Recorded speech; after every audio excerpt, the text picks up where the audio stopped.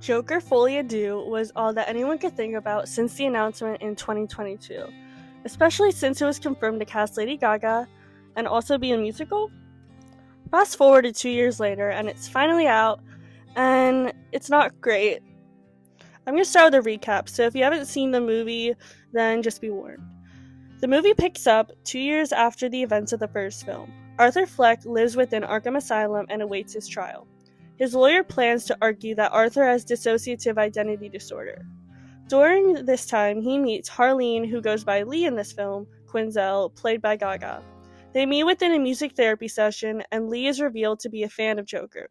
They instantly connect and fall in love. Then pretty much the rest of the central plot is essentially a courtroom drama, but also romance, but also musical. Long story short, Arthur fires his lawyer and embraces his personality as Joker and keeps Lee happy. However, in order to win the court over, he follows the original plan of his lawyer and claims Joker was an act and takes full responsibility. Lee leaves him as she only wanted Joker and not Arthur Fleck, and after another escape, he goes to her and tries to win her back. However, she ends up rejecting him and he's taken back to Arkham. I will explain the ending at the end. Now, where did this go wrong?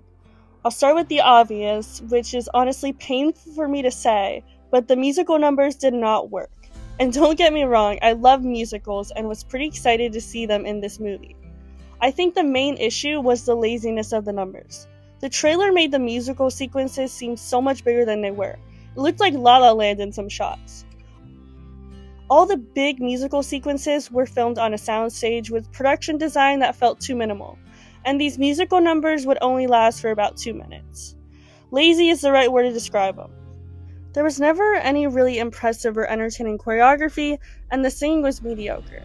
Joaquin Phoenix's voice got tiring for me, and Gaga's singing ability was very underutilized.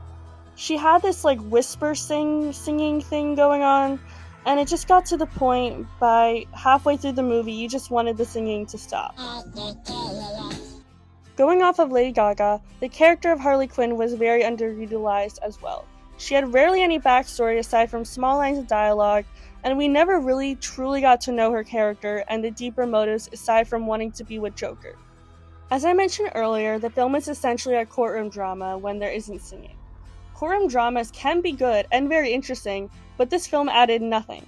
It never challenged the audience or the characters in the film like the first one did. Everything set in court was plot that was restated from the first film.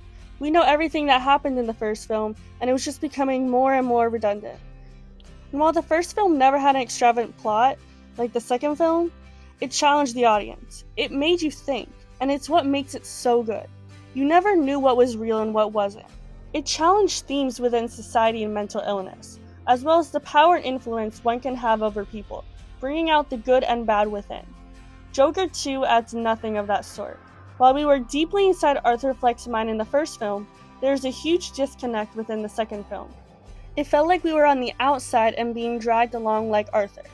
While the musical numbers were in his mind, it never added to the complexity of his mind and the mental illness he faces. Going back to the ending, after Lee rejects Arthur, he is taken back to Arkham Asylum.